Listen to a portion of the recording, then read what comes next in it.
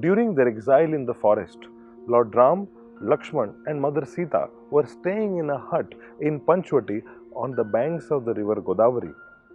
The demon king Ravana, in disguise, came and kidnapped Mother Sita while Ram and Lakshman were away.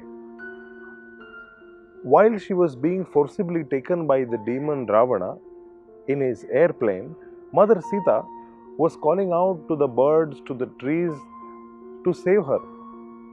She saw the vulture bird Jatayu perched on top of a branch on a tree.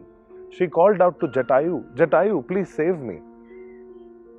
Jatayu comes there on the spot and challenges Ravan. That Ravan, what do you think you are doing? You are kidnapping a woman? I'll not allow you to do this.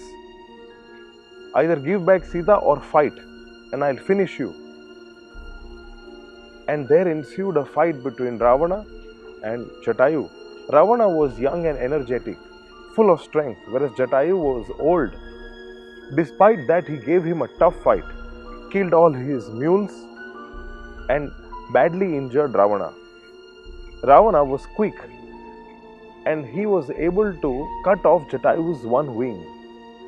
Jatayu, not able to hold any longer with just one wing, came down crashing, and Ravana left along with Sita.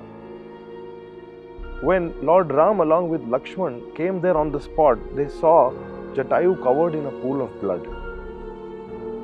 Jatayu explained that Ravana has kidnapped Sita and you must go to Lanka, retrieve back Sita and kill Ravana. Speaking thus, he left his body in the arms of Lord Ram. Lord Ram arranged for the funeral pyre and did the Antim Samskar of Jatayu himself. And he announced in the end, Lakshman, Jatayu will always be known for his sacrifice. Although he lost the battle with Ravan, he certainly won the war.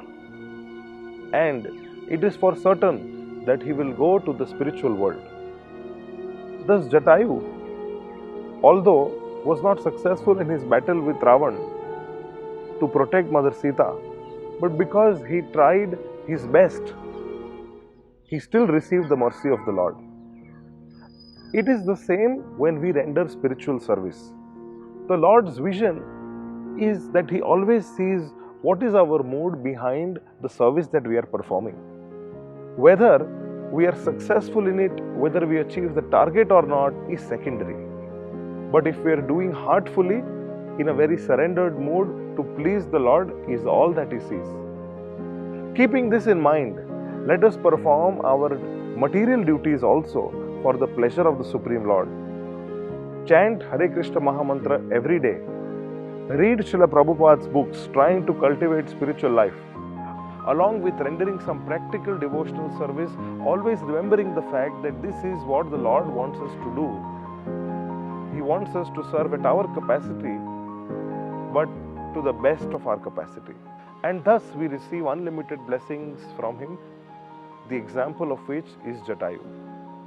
Hare Krishna.